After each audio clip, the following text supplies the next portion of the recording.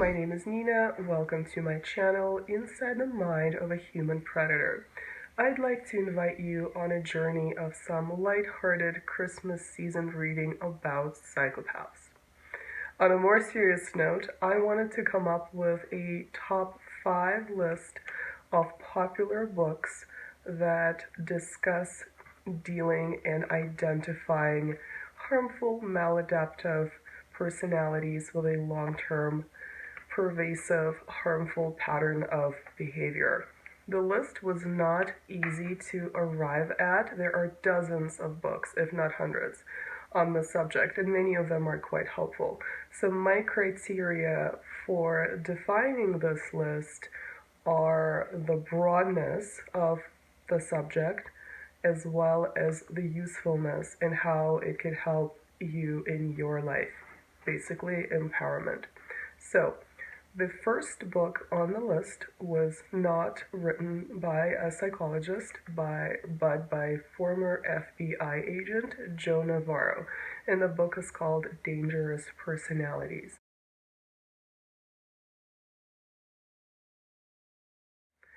The book is absolutely fantastic for several reasons.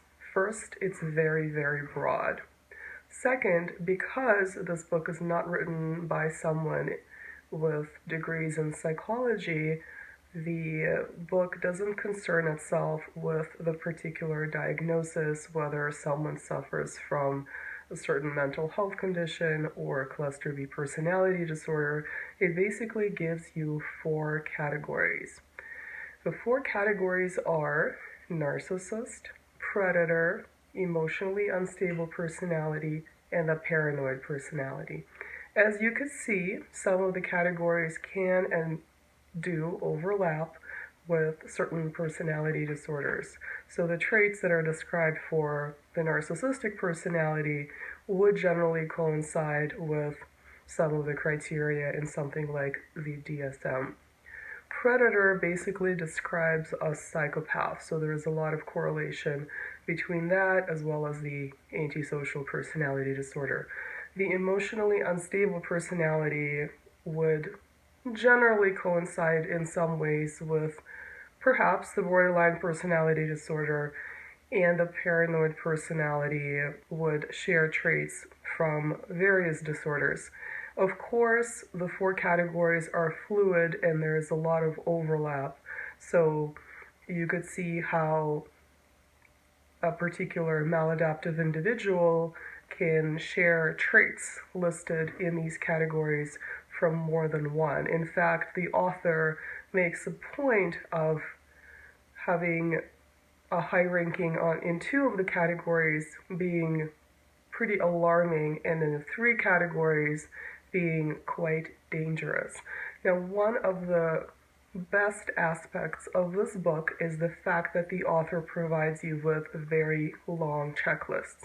The checklists are dozens of points, and in some cases more than 100 for each of these dangerous personalities as he defines them.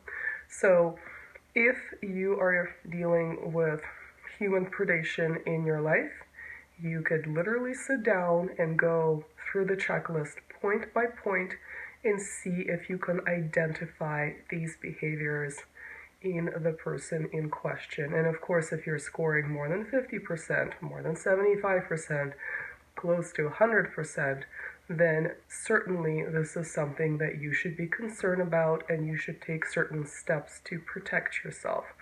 And at the end of the book, Joe Navarro does provide you some guidelines for empowerment and self-help, how to assess the situation, how to respond to certain scenarios. So this is my number 1 recommendation above all. Number 2, and I do have a helpful list of notes that I've taken, is a book called In Sheep's Clothing by Dr. George Simon.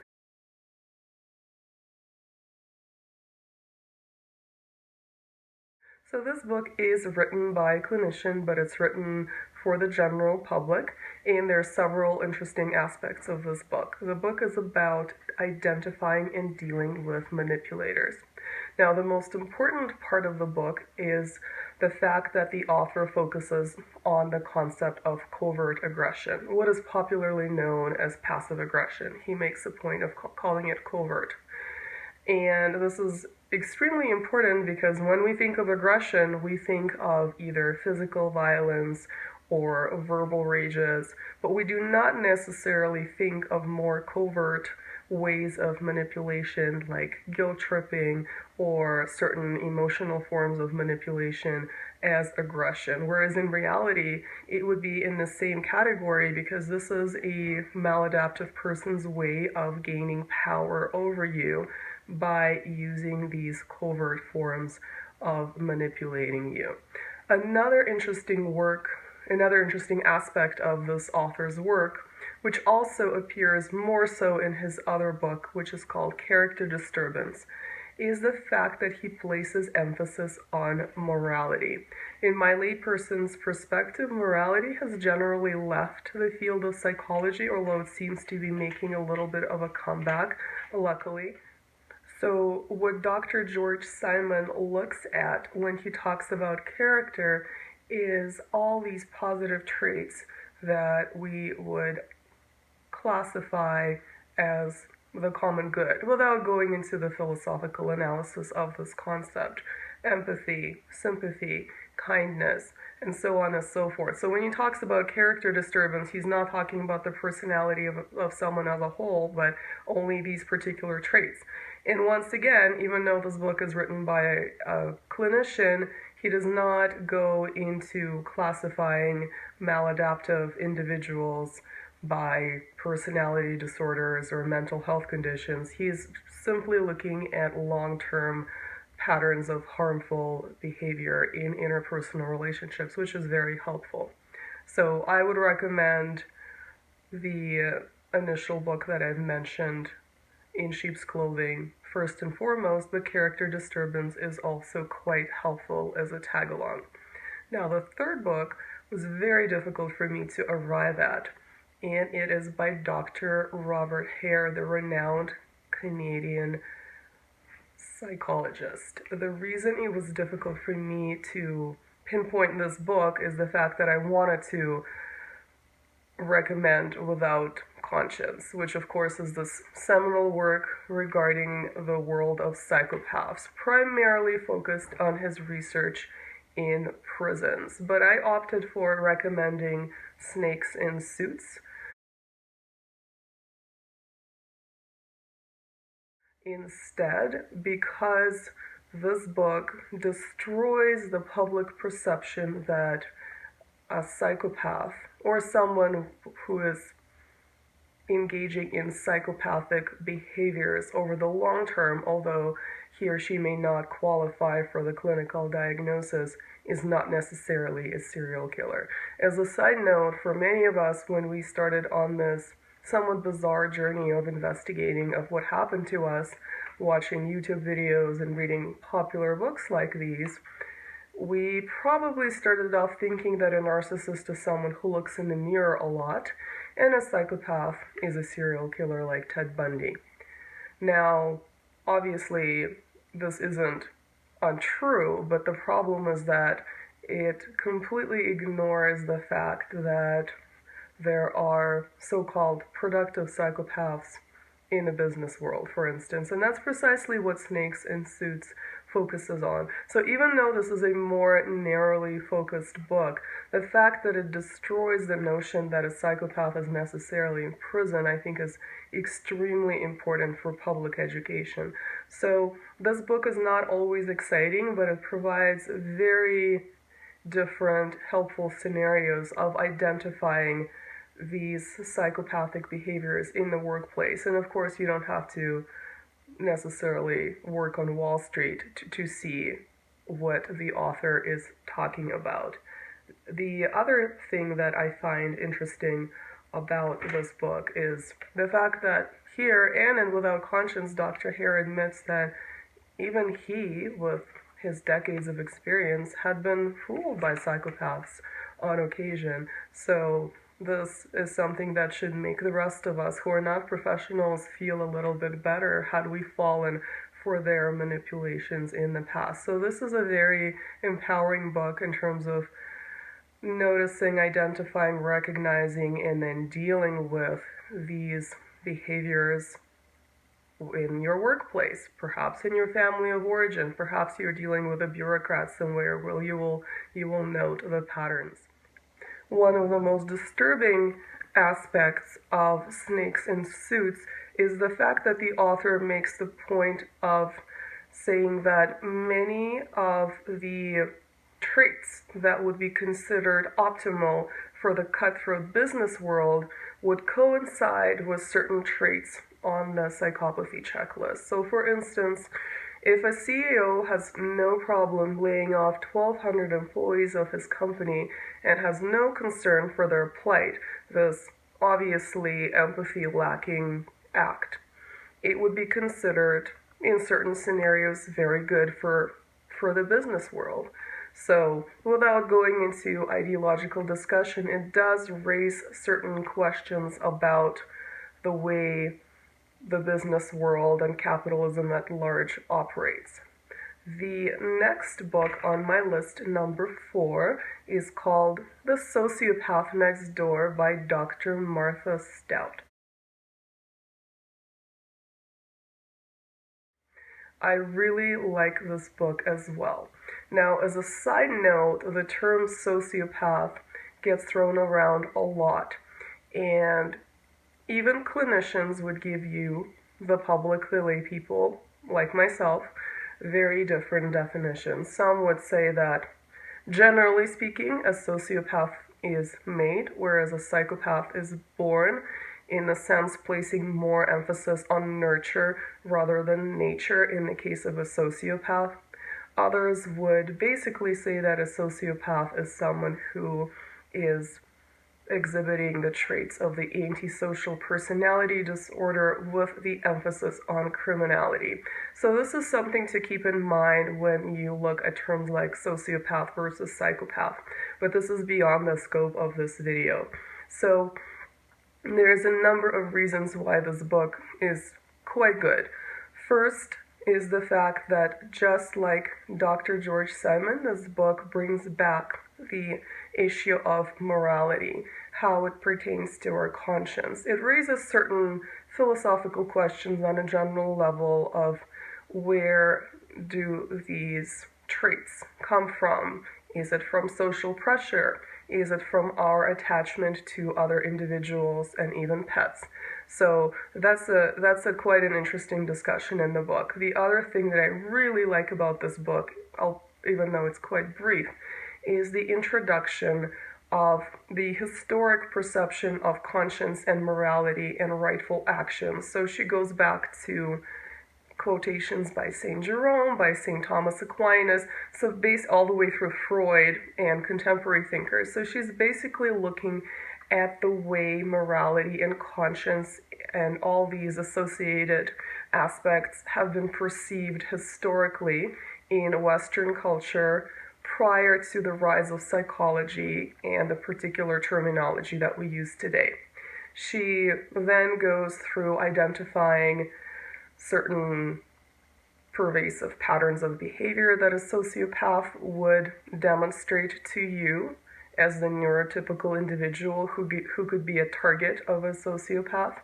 And like Dr. Hare's book, she gives you several real-life scenarios of how that could play out in your life. So that is also very empowering, which is of course why the book is called The Sociopath Next Door, not The Sociopath on Death Row or something along those lines. Now, the final book was also very difficult to pin down. It's on narcissism, and there are several fantastic books on narcissism. That's why picking just one was not easy. I opted to go with Dr. Romany's Should I Stay or Should I Go?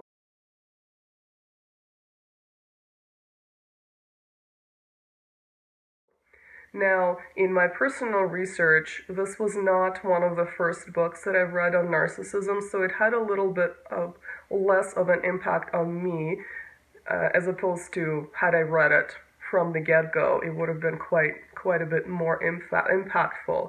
Nonetheless, the reason I like this book is the fact that it's very compassionate. Of course, the fact that this is an academic who's writing it means that it's well informed, that also Dr. Ramani, as I'm sure you've seen her YouTube channel and her work on Med Circle, sort of popularizing the subject, has a really unique ability from disseminating information depending on who the audience is. So you can see the way she would talk to her grad students would be very different from the way she would talk to the general public. And she, of course, she's a fantastic public speaker, and that really translates well into this work. So the book is very compassionate because it takes a truly realistic look at the fact that not everyone can leave a relationship with either a clinical narcissist or someone who is high on narcissistic traits. Obviously, she makes an exception for those whose life is in imminent danger, but otherwise she goes through all the possible scenarios where you might have to stay because of financial obligations, children, family, cultural obligations, and so forth.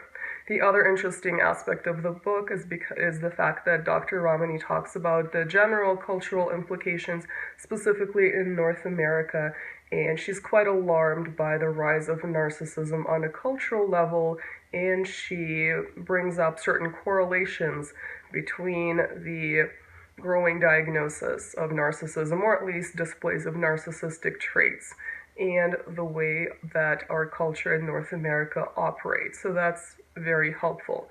And of course, the other reason this book is quite good is the fact that it gives you a lot of helpful tips if you are to stay in this maladaptive relationship situation or with a family of origin, how you should modify your expectations, how you should modify your perceptions, the way you respond to the person in your life who's high in narcissistic traits, so on and so forth. So it's very compassionate in that sense. It's a little bit bleak for those that are forced to stay in these situations, but as someone who works in that field, she obviously has to cover the full spectrum, that not everyone is able to leave these harmful relationship scenarios.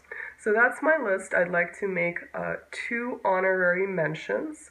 One is a book called Splitting by Eddie Inkrager. One is an attorney, the other one is a specialist in the borderline personality disorder. The reason I would like to mention this book is because it's extremely helpful, as the subtitle tells you, for those who are going through a divorce from someone with either the narcissistic or the borderline personality disorder. So the fact that it's written by individuals who have had a lot of experience with these harmful patterns of behavior in their professional fields of work, like an attorney, they're giving you a range of scenarios of the way things can go in court or in mediation and what to prepare yourself for and what tactics to use and what not to use, and so on and so forth. This book was certainly very helpful for me. And it gives you a range of actions that you can take depending on how high or low the opposing side is on these maladaptive traits. And the other honorary mention would be Sam Vaknin's Malignant Self-Love, Narcissism Revisited.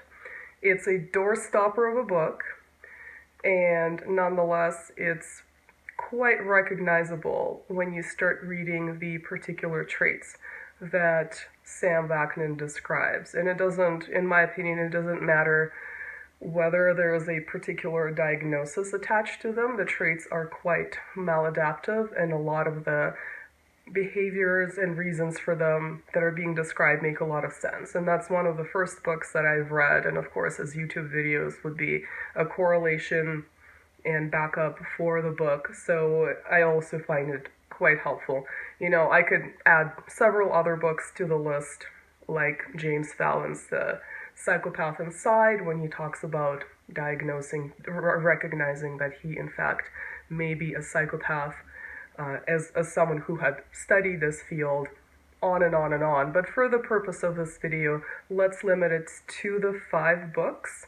Happy reading. Of course, this is not the most exciting reading, and sometimes it's quite disturbing, but identifying the long-term patterns of behavior that pertain to someone that is toxic in your life is extremely helpful and empowering, and this will allow you to take the necessary steps regardless of which direction you choose to pursue.